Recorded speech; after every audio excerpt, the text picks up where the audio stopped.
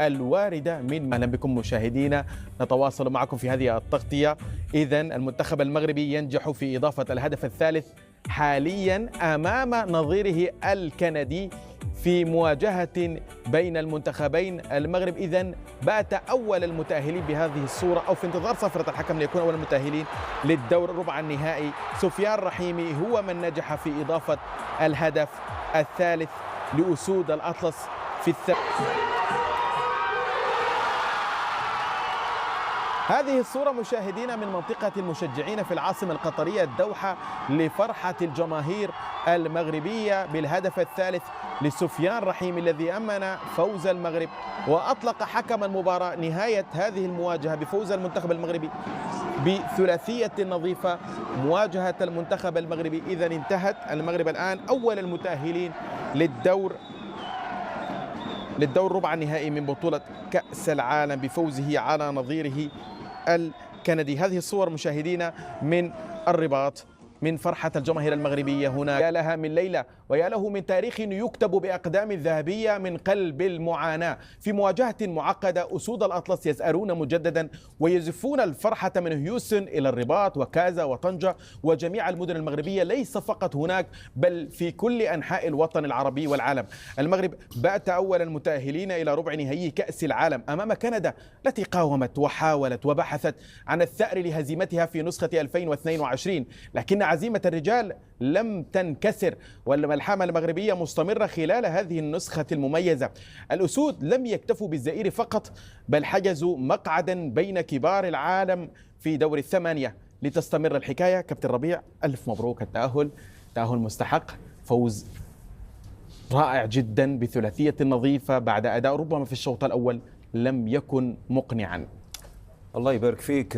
بداية الشكر للاعبين وللإطار الفني وللجماهير التي دعمت المنتخب الوطني، ممكن في فترات لم يكن جيدا خاصة في الشوط الأول كما ذكرت. مبروك لنا، مبروك كذلك للشعب المغربي وكل مكونات الجامعة الملكية المغربية لكرة القدم على هذا. كان يوجد فيه مغربي يحمل هذا المنتخب في قلبها الصور كذلك من بوسطن، فرحة الناس، فرحة العائلات التي تابعت هذه المباراة بأعصاب مشدودة، فرحة الأطفال الذين يرتدون القميص الأحمر ويحملون بطبيعة الحال شعار المنتخب ويحلمون أن يعيشوا لحظات أكبر، وفرحة جيل يرى أن الحلم المغربي في كأس العالم لم يعد مجرد ذكرى جميلة بل قصة مستمرة. محمد وهبي واحد من صناع هذا الإنجاز خصوصا بعد التغييرات التي قام بها في الشوط الثاني وأثمرت هذا الانتصار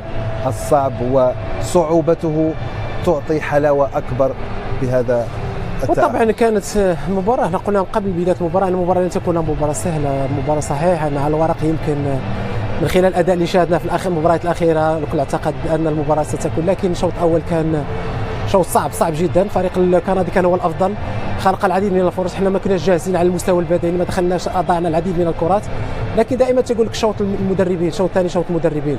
من جديد بمحلل قنواتي بي سبورتس، وابدا معك كابتن يوسف عن تعير من اللهجه التونسيه عباره شنو هذا؟ ما تفسيرك لهذا الشوط؟ لحد أسوأ الاشواط اللي شاهدنا لغايه الان. اول شيء هناك اجهاد بدني، تحس ان حتى ديك لافريشور لعيبه خسرنا العديد من الثنائيات، خسرنا العديد من الكرات اللي احنا متعودينش، خصوصا كنا نسيطر على وسط الملعب، تمريرات بكثره خاطئه جدا، زياده على النرفزه ثم الاخطاء والانذارات، 4 انذارات وناحي الخنوس وحكيمي ولاعب حلحال. اليوم احنا محظوظين ان ياسين موجود، نقدنا في مرتين، كان ممكن نتاخر في مناسبتين.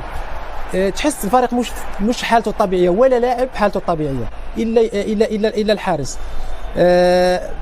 الإصابة كذلك الصيباري أثرت بشكل كبير جدا.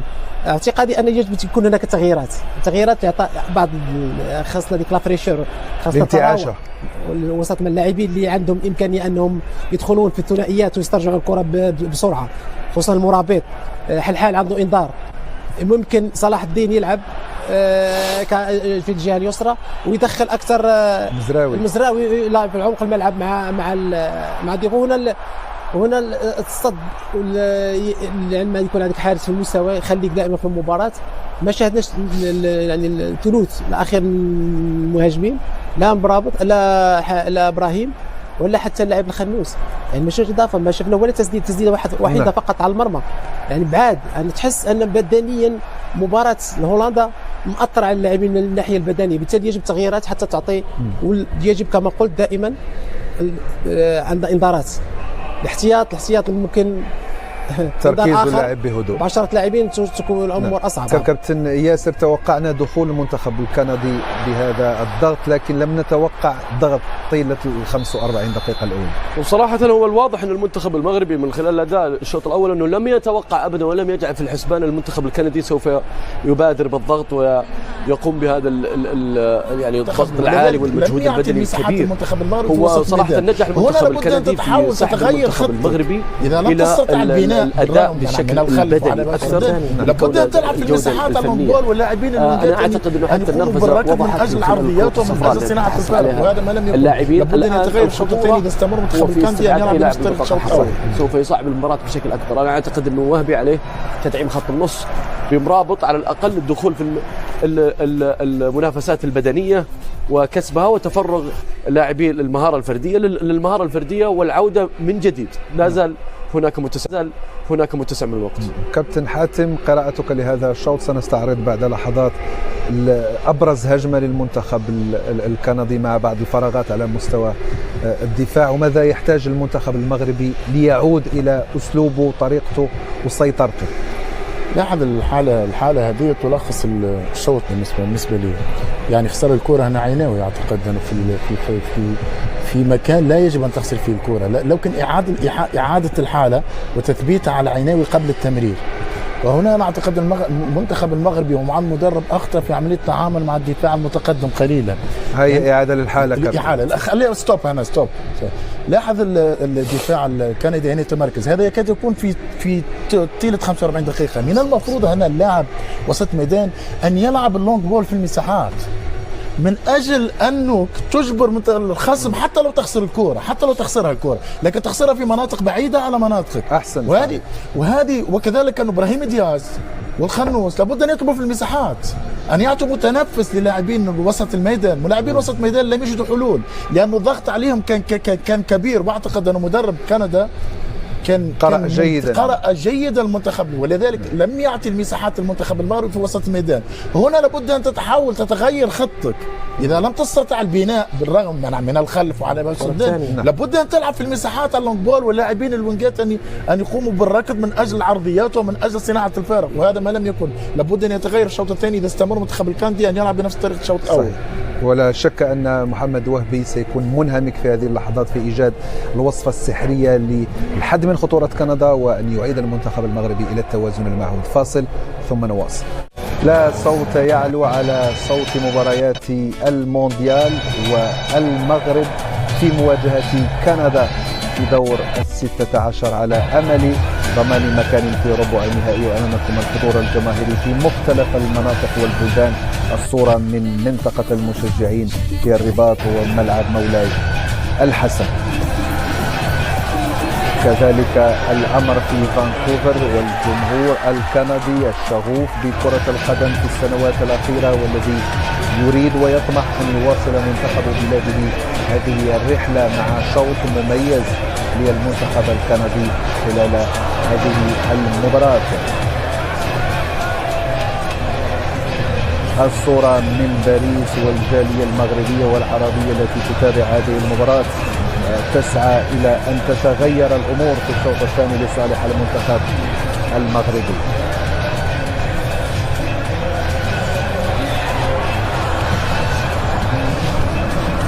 كذلك سياتل والجالية المغربية والعربية والألوان الحمراء كذلك ساندين للمنتخب الكندي حاضرون في أجواء مميزة.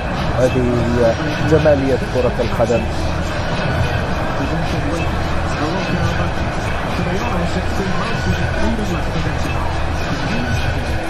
الصورة من ملعب هيوستن في انتظار خروج اللاعبين، حضور جماهيري كبير من الجانبين الكندي والمغربي.